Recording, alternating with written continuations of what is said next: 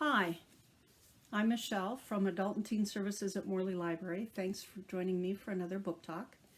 Today I'm going to talk a little bit about Where the Crawdads Sing by Delia Owens. This was published in 2018, and if you haven't had a chance to read it yet, it's probably because you have it on hold at a library. It's still on hold for a lot of people, but it's really, really popular. It was one of Reese Witherspoon's book club choices, and everybody's been reading this book. It takes place between 1952 and 1970, jumps back and forth. We have our main protagonist. Her name is Kia, or Kaya, I'm not sure. And she lives in the swamps of North Carolina with her mother, father, and siblings. But at the start of the book, her mother abandons her and all the children. And little by little, all the children leave also, which leaves our protagonist alone with her dad, who is unfortunately a drunk and a con man. And this youngster has to learn to live on her own in the swamplands. Beautiful, she loves it there. She never wants to leave it. And then we jump to a murder. We think it's a murder. No one's quite sure. There's no evidence. No one can find any evidence. The sheriff, and they try to pin it on our protagonist.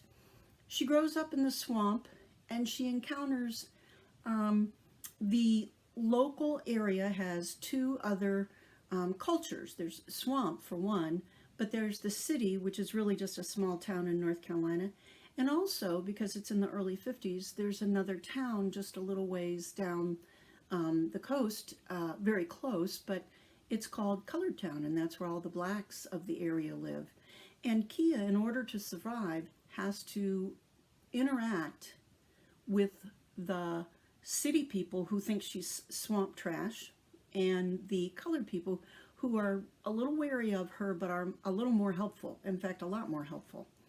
The story looks at not just the three cultures, but it does examine differences in the cultures. It looks at misogyny, about how women were treated in 1952, and it looks at what would you do to survive. This young lady goes through a lot of trials to survive. It's a surprise in this book. It's just surprising everything she does. One of the most interesting things she does is she has a poet she really admires and tries to emulate. And the people who come to believe in her and to love her, and it's just an amazing story. It is poetic, but the ending is quite different. And I hope that when you read the ending, you think about this. How far would you go, right or wrong, for someone you love? What would you do? I hope you'll join me again for another book talk. Thank you.